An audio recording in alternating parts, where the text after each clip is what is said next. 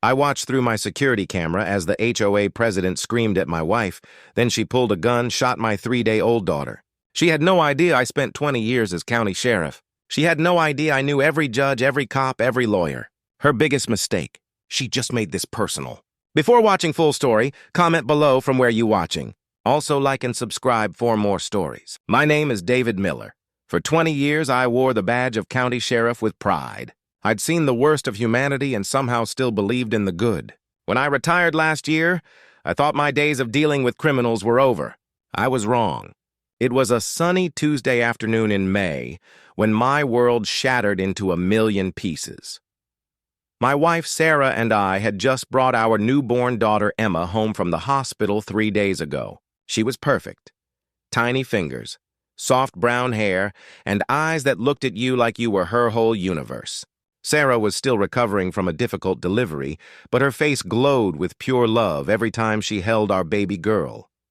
We lived in a quiet neighborhood called Maplewood Heights. It was the kind of place where kids rode bikes on smooth sidewalks and neighbors waved from their porches. Or at least that's what it used to be before Karen Hutchkins became the HOA president. Karen was a nightmare wrapped in expensive clothes and fake smiles. She had short blonde hair cut in that aggressive I want to speak to your manager style. Her face was always twisted in disapproval, always finding something wrong with everyone. She walked around the neighborhood with a clipboard like she owned every blade of grass. For months, she'd been harassing us. First, it was our mailbox. She said it was too far to the left, according to HOA regulations. Then it was our garden flowers. Wrong shade of petunias, she claimed. Then, our car was parked 3 and over the driveway edge. Every week, a new violation notice. Every week, a new fine. I tried to be patient. I tried to be kind. I'd paid the ridiculous fines, moved the mailbox, replanted the flowers, but nothing was ever good enough for Karen. That Tuesday, Sarah wanted to take Emma for her first real walk outside. The doctor said fresh air would be good for both of them. Sarah was weak, still healing, but she was determined to be a good mother. She dressed Emma in a tiny pink onesie with little butterflies on it. I can still see that outfit in my mind. Every single day, I was in my home office finishing some paperwork for my security consulting business. Through the window, I could see Sarah walking slowly down our driveway, pushing Emma's stroller. She was smiling, talking softly to our daughter. It was the most beautiful thing I'd ever seen. Then I saw Karen's black SUV coming down the street. Too fast. Way too fast. I felt my gut tighten. Something was wrong. Karen never just drove past our house. She always stopped, always had something to say. I stood up from my desk watching. Karen's SUV screeched to a stop right in front of our driveway. She jumped out, clipboard in hand, her face already red with anger. I couldn't hear what she was saying, but I could see Sarah's expression change from peaceful to confused to afraid. I moved toward the front door, but I wasn't running yet. It thought it was just another complaint, another stupid violation. I was tired of it, but I didn't think I didn't know. Through the window, I saw Karen jabbing her finger at the stroller. Sarah was shaking her head, holding up her hand like she was trying to calm Karen down, but Karen was screaming now. I could hear her voice through the walls. Your stroller is blocking the sidewalk. This is a violation. I opened my front door just as Sarah's voice rose, stronger than I'd heard it in days. It's not blocking anything. Please, you're scaring my baby. Emma started crying. That beautiful tiny cry that breaks your heart and makes you want to protect her from everything bad in the world. I don't care about your baby, Karen shrieked. The rules are the rules. That's when I started running. Something in Karen's voice, something in her eyes. In my 20 years as sheriff, I'd learned to recognize danger, and I was seeing it now. Ma'am, please step back, I called out using my old sheriff voice, calm but commanding. You're too close. Karen whirled around to face me. Oh, the big retired sheriff? You think you're special? You think you don't have to follow the rules like everyone else? Karen, my wife just had surgery. She's taking our newborn for a walk. There's no violation here. I was on the lawn now, moving towards Sarah and Emma. There is a violation. Karen screamed. Her face was purple now. Vian stood out on her neck. That stroller is 3 and over the sidewalk boundary. I have the measurements right here. She waved her clipboard like a weapon. Sarah was crying now, trying to soothe Emma, trying to pull the stroller back. I'm sorry, Sarah sobbed. I'm sorry. I'll move it. Please just stop yelling. Sarah, don't apologize, I said firmly. I was 10F'd away now. You did nothing wrong. Wrong? Karen shouted. You people think you're above the law. Well, I'm the law in this neighborhood. Me? That's when Karen grabbed the stroller handle. She yanked it hard, trying to pull it away from Sarah. My wife, weak from surgery, stumbled forward. She tried to hold on, tried to protect our baby. Let go. Is shouted, breaking into a full run, but Karen yanked harder. The stroller jerked. Sarah's hands slipped. The stroller tilted, and for one horrible moment I thought Emma was going to fall out onto the concrete. Sarah screamed and lunged forward, catching the stroller with her body. She fell to her knees, crying out in pain. Her stitches. God, her stitches from the C-section. You crazy woman, I roared. Get away from me, family. I was 5 feet away when Karen reached into her designer purse. Time slowed down. I saw her hand come out. He saw the gun, a small silver pistol shaking in her grip. No one talks to me like that. Karen screamed. No one. Karen put the gun down. My training kicked in, hands up, voice steady despite the terror flooding through me. Put it down now. You don't want to do this. I'll show you people. Karen's hand was trembling, but her finger was on the trigger. I'll show you what happens when you disrespect me. Sarah was on the ground, bent over the stroller, covering Emma with her body. Please, she sobbed. Please don't hurt my baby. Please, I'm begging you. I moved slowly to the side, trying to position myself between the gun and my family. Karen, look at me, not them. I'm the one you're angry at, right? I'm the sheriff. I'm the one who thinks he's special. Karen's wild eyes swung toward me. The gun followed. That's right, I said softly. I'm the problem. So point that gun at me. Leave my wife and baby alone. For a second, I thought it would work. The gun centered on my chest. Better me than them. I'd take a bullet 1,000 times to save them. But then Emma cried again, that tiny, helpless sound. Karen's face twisted into something inhuman. Pure rage. Shut that baby up. She swung the gun back toward the stroller. No, I dove forward, but I was too far away. 3F'd too far. 3F'd. That might as well have been a mile. The gun went off. The sound exploded through the quiet neighborhood. What? Twice, 3 times. I heard Sarah screaming. I heard my own voice roaring, a sound I didn't recognize. I heard Karen laughing. A high-pitched, insane laugh. I crashed into Karen, slamming her to the ground. The gun flew from her hand, skittering across the sidewalk. I didn't care about her. I turned away immediately, scrambling toward my family. Sarah was hunched over the stroller, her body shaking. Blood. There was blood on her shirt on the stroller on the ground. Sarah. I grabbed her shoulders. Baby, are you hit? She looked up at me. Her face was white, eyes wide with shock. Emma, she whispered. David, she shot Emma. The world stopped, everything stopped. Sound time, air, everything. I looked down into the stroller. My beautiful baby girl, dressed in her butterfly onesie, hurtiny face scrunched up, was bleeding from her arm. A bullet had grazed her shoulder. Another had gone through the stroller, missing her by inches. The third had hit the stroller's wheel. Emma was crying, screaming, her little face hurt with pain and fear. Call 911, it shouted to the neighbors who were running from their houses. Call 911 now. I grabbed my shirt, ripped it off, and pressed it against Emma's wound. So small. She was so small. The wound looked huge on her tiny arm. Blood was soaking through the fabric. It's okay, baby girl. I was crying, talking to Emma, while Sarah held her other hand. Daddy's here. Daddy's got you. You're going to be okay. Behind us, Karen Wason, the ground where I'd left her, still laughing. She was violating the rules, Karen said in a sing-gong voice. Violating the rules. Had to enforce the rules. I wanted to turn around. I wanted to grab her and make her stop breathing. 20 years of training, of restraint, of following the law.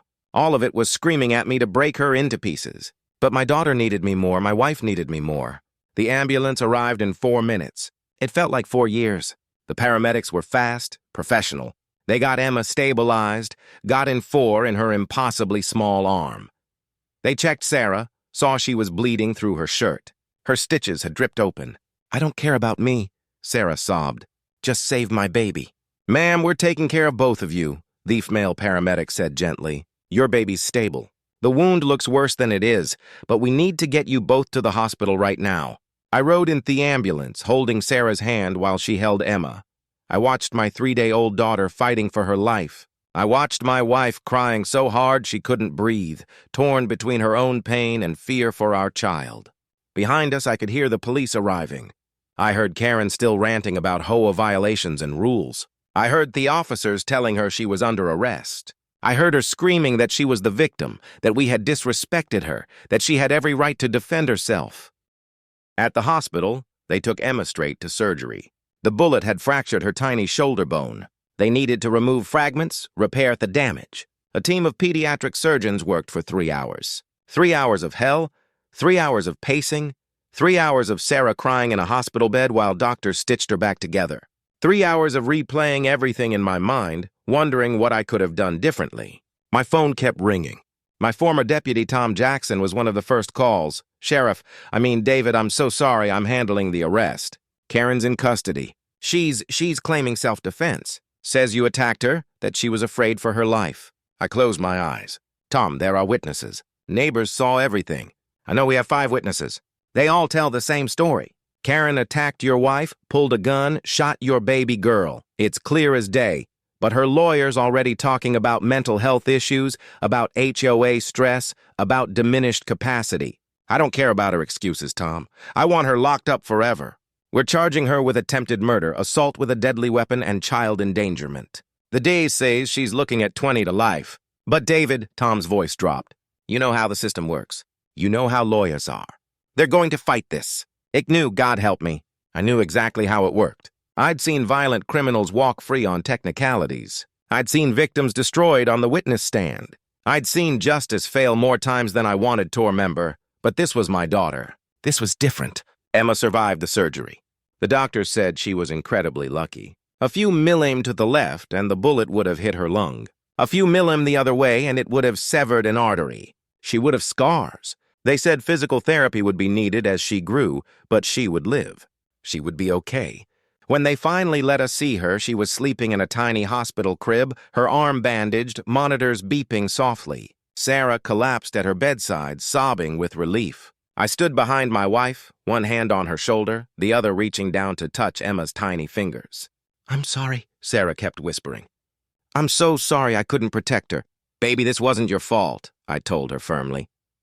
None of this was your fault. You did everything right. You tried to shield her with your body. You're a hero. But Sarah couldn't hear me. The guilt was eating her alive. She'd been there when Emma got shot. She'd been holding the stroller. In her mind, she'd failed as a mother on the most basic level. Keep your baby safe. Over the next few days, the story spread. News crews showed up at the hospital. HOA president shoots newborn baby over sidewalk violation was the headline. It went national, then international. People were outraged. The HOA fired Karen immediately. Neighbors came forward with stories of Karen's abuse, threats, harassment, intimidation. An elderly man said Karen had threatened his life when his grass was too long. But Karen's lawyer was working hard, too. They claimed Karen had a mental breakdown. They said the stress of being HOA president had overwhelmed her. They brought in psychiatrists who testified that Karen was suffering from paranoid delusions. They painted her as a victim of mental illness, not a violent criminal.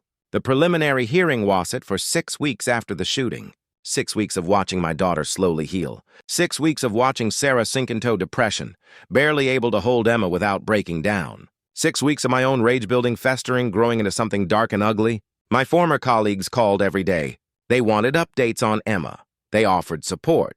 They also warned me that Karen's legal team was good, really good. They were going to push for reduced charges, maybe even probation with psychiatric treatment. You know the system, David Tom said over coffee one morning. Karen's a white woman with no criminal record. She's got money for good lawyers. They're going to say she was insane at the time, temporarily insane. They're going to say she's not a danger anymore because she's on medication now. The judge might go easy on her. She shot my baby, I said quietly. She shot my 3-day-old daughter because we violated some fake HOA rule. She needs to go top prison forever, I agree. We all agree, but the law, you know how it is. I did know, and it was killing me. I couldn't sit still. I couldn't just wait for the legal system to maybe, possibly, hopefully give us justice. So I started investigating. Not officially. I wasn't a cop anymore, but I had 20 years of experience and contacts in every law enforcement agency in the state. I started digging into Karen's past. What I found made my blood run cold. Karen had been HOA president in 2 other neighborhoods before Maplewood Heights. In the first one, she'd been fired after multiple complaints of harassment. In the second one, she'd been sued by 3 different families. One of those lawsuits alleged that Karen had poisoned their dog after they violated a landscaping rule. The case was settled out of court with a non-disclosure agreement. I found more. Karen had been arrested twice for assault before moving to our state. Both times the charges were dropped after she agreed to anger management classes. There were restraining orders from former neighbors. There were complaints to police about threats and stalking. Karen Hutchkins wasn't just a crazy HOA president. She was a serial abuser who'd been getting away with it for years. I compiled everything into a file. Photos, police reports, court documents, witness statements. I gave it to Tom, who gave it to the DA. "This is good," the DA told me when we met in her office. Her name was Linda Martinez, and I'd worked with her for years when I was sheriff. "This shows a pattern of violent behavior. It undermines the temporary insanity defense. But David, I need to be honest with you. Even with all this, Karen's lawyers are going to fight hard. They're claiming the previous incidents were isolated and that she'd been successfully managing her issues until the stress of this HOA position triggered a breakdown." "What are you saying, Linda?" She sighed. "I'm saying I can't promise you life in prison. I can't promise 20 years. Maybe with good behavior, she could be out in 15. I know that's not what you want to hear. My daughter is 2 months old. In 15 years, she'll be 15. Karen will still be young enough to hurt someone else. To hurt her if she wants revenge. I know. I'm sorry, but I'm going to fight for every year I can get." I left that meeting feeling hollow. 15 years. Maybe 15 years. And that was if everything went perfectly at trial. If the jury convicted on all charges. If the judge gave the maximum sentence. If. That night, I sat in Emma's nursery watching her sleep in her crib. The doctor said she was healing well. The bullet wound was closing. She'd need surgery again when she was soldered to fix the bone properly. But for now, she was okay.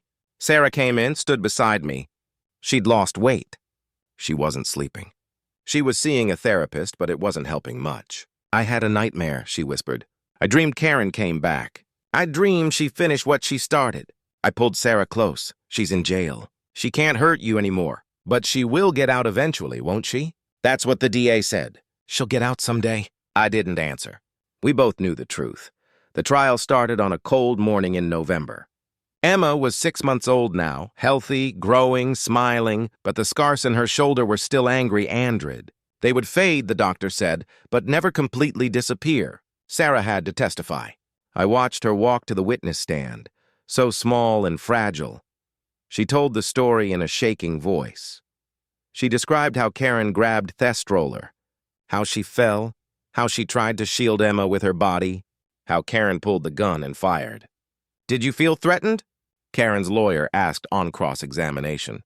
"Yes," Sarah whispered. "But you admit you were blocking the sidewalk with your stroller." Objection. Linda shot to her feet. Irrelevant and victim-blaming. Sustained, the judge said, but the damage was done. The lawyer had planted the seed. Maybe Sarah was partly to blame. When it was my turn to testify, he told my story clearly. I described Karen's harassment, the violations, the fonts, the escalating behavior. I described the shooting in detail. "Mr. Miller, you were a county sheriff for 20 years, correct?" Karen's lawyer asked. "That's correct." "So you're trained in hand-to-hand combat. You're a large, intimidating man." "I'm trained in law enforcement techniques." "Yes, and when my client pulled out her gun, you charged at her, didn't you?" "I tried to protect my family." "You attacked her. You knocked her to the ground. You could have killed her with your bare hands, couldn't you?" "Objection," Linda shouted. "Withdrawn," the lawyer said smugly. But again, the seed was planted. Maybe I was the aggressor. The trial lasted 3 weeks. Neighbors testified about Karen's behavior. Medical experts testified about Emma's injuries. Psychiatrists testified about Karen's mental state. Karen herself took the stand. She cried. She apologized. She said she didn't remember most of what happened. She said she'd been under so much stress, so much pressure. She said she'd never meant to hurt anyone. "I don't even remember pulling the trigger," she sobbed. "I just remember thinking that everyone was against me, that Noon respected the rules, that I had to do something, but I never wanted to hurt a baby. Never. I love children. It was a performance, a sick, calculated performance. And I could see some of the jurors buying it. The jury deliberated for 2 days. 2 days of sitting in the courthouse waiting. 2 days of watching Karen sit calmly with her lawyers, confident in her expensive suit. When the jury came back, the foreman stood. On the charge of attempted murder, we find the defendant guilty. I grabbed Sarah's hand. She was shaking. On the charge of assault with a deadly weapon, we find the defendant guilty. Karen's face went pale. Her lawyer whispered something to her. On the charge of child endangerment, we find the defendant guilty. Guilty. Guilty. Guilty on all counts. Karen burst into tears. Her lawyer put an arm around her. The judge ordered her remanded into custody pending sentencing. Outside the courtroom, reporters swarmed us. "How do you feel about the verdict?" They shouted. "Justice was served today," I said carefully. "My daughter will carry the scars of Karen Hutchins' violence for the rest of her life." Today, Thajery said that's not acceptable. That shooting a baby over an HOA violation is not acceptable. Sentencing was set for a month later. Linda told us she'd be asking for the maximum 25 years. With good behavior, she'll serve maybe 18, Linda warned us, but it's the best we can hope for. 18 years? Emma would be 18, an adult, hopefully far away from here, living her life. It wasn't perfect, but it was something. The sentencing hearing was emotional. Sarah read a victim impact statement. She described the nightmares, the panic attacks, the guilt, the fear. "I can't leave my house without looking over my shoulder," Sarah said through tears. "I can't take my daughter for a walk. I can't trust anyone. Karen Hutchins didn't just hurt my baby's body. She hurt all of our souls." I read my statement next. I talked about Emma's surgeries, the physical therapy, the scars, the future surgeries she'd need as she grew. "Your Honor, Karen Hutchins had every opportunity to stop. She could have walked away. She could have called the police if she really thought we were violating a rule, but instead, she chose violence. She chose to pull a gun on a defenseless newborn baby. She chose to pull the trigger not once, but 3 times. She tried to kill my daughter over a stroller placement. That level of cruelty, that level of evil, deserves the maximum punishment." Karen spoke last. She apologized again. She cried again. She begged for mercy. "I'm not that person anymore," she sobbed. "The medication has helped. Therapy has helped. I'll never touch a gun again. Please, I'm not a danger. I just want a chance to prove I can be better." The judge listened to everything. Benny spoke. "Miss Hutchins, I've reviewed your history carefully. The previous arrest, the complaints, the pattern of escalating violence. This was not a momentary lapse in judgment. This was the culmination of years of abusive behavior. You chose to bring a gun to an argument about sidewalk space. You chose to fire that gun at a 3-day-old baby. The jury found you guilty, and I agree with their verdict completely." He paused, looking directly at Karen. "You showed no mercy to that innocent child. You showed no restraint. You showed no humanity. Therefore, I see no reason to show you mercy now. I sentence you to the maximum term allowed by law. 25 years in state prison with no possibility of parole for at least 20 years. Karen screamed. Her lawyers objected, said they'd appeal, but the judge was done. Court is adjourned. Karen was taken away in handcuffs, still screaming about how unfair it was. I felt Sarah collapse against me, crying with relief. "It's over," I whispered. "It's finally over." But it wasn't over. Not really. The nightmares didn't stop. Sarah's panic attacks didn't stop. The fear didn't stop. We moved out of Maplewood Heights. We couldn't live in that house anymore. Couldn't walk on that sidewalk where Emma's blood had stained the concrete. We bought a small place in the country with no HOA, neighbors close enough to cause trouble. Emma continued to grow. At her 1-year birthday, she took her first steps. Sarah and I cried watching her walk. This beautiful miracle who'd survived something no baby should ever face. The scars on her shoulder were still there, would always be there. But she was strong. She was healthy. She was loved. Sarah slowly started to heal, too. Therapy helped. Time helped. Watching Emma thrive helped most of all. As Forme, I started a foundation, the Emma Miller Foundation for HOA abuse victims. We help people who are being harassed by HOAs. We provide legal support, counseling, resources. We push for short-form laws. We make sure Karen's violence wasn't completely senseless. Maybe some good can come from it. The local news did a follow-up story on Emma's first birthday. They showed her walking, smiling, playing.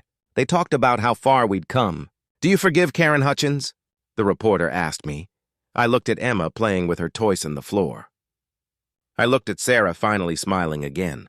"No," I said honestly. "I don't forgive her. What she did was unforgivable. But I'm not going to let her win by staying angry forever. I'm going to focus on my family, on healing, on making sure this never happens to anyone else. 3 years after the shooting, I got a call from Linda Martinez. Karen's appeal was denied, she told me. Final decision. She's staying in prison for the full 20 years minimum. I closed my eyes, feeling something release in my chest. Emma was 3 now. In 17 more years, she'd be 20, an adult living her own life, and Karen would still be behind bars. Thank you, Linda, for everything. Thank you for trusting the system even when it seemed like it was failing you. I hung up and walked into the living room. Emma was coloring, her small hand gripping a crayon. The scar in her shoulder was visible under her shirt, but she never complained about it. She didn't even remember what happened. Thank God. Sarah was cooking dinner, humming softly. She saw my face and knew immediately. The appeal? She's denied. She's staying in prison. Sarah's eyes filled with tears, but this time they were tears of relief, of closure, of finally being able to breathe. That night, we put Emma to bed together. We read her favorite book about a brave little girl who conquered monsters. We kissed her goodnight, careful not to touch her shoulder too hard. After she was asleep, Sarah and I sat on the back porch looking at the stars. We made it, Sarah said softly. We actually made it through this. We did. I agreed. Emma is safe. You're healing. Karen's in prison where she belongs. Do you think about what you would have done? Sarah asked quietly if the law hadn't worked if she'd gotten away with it. I thought about that honestly. In those dark days after the shooting, I'd had thoughts, dark thoughts, violent thoughts. The kind of thoughts that scared me because I knew I was capable of acting on them. Yeah, I admitted I had some bad thoughts. But the system worked, Sarah. Not perfectly, not quickly, but it worked. That's what I spent 20 years believing in. I'm glad I didn't have to lose that faith. We sat in comfortable silence for a while. Then Sarah said, I'm proud of us for surviving this, for protecting Emma, for getting justice the right way. Me too, baby. Me too. Inside, our daughter slept peacefully, safe, and loved. Their scars would always be there, a reminder of how close we came to losing everything. But scars fade, pain fades, love remains. Karen Hutchins thought she was above the law. She thought her power as HOA president gave her the right to terrorize, to threaten, to hurt. She thought shooting a baby would be just another problem she could talk her way out of. She was wrong. Justice found her, and justice won. This story is dedicated to all the families who've suffered abuse at the hands of those who believe power makes them untouchable. Justice may not be quick, but it comes. And when it does, it comes with the full force of the law behind it.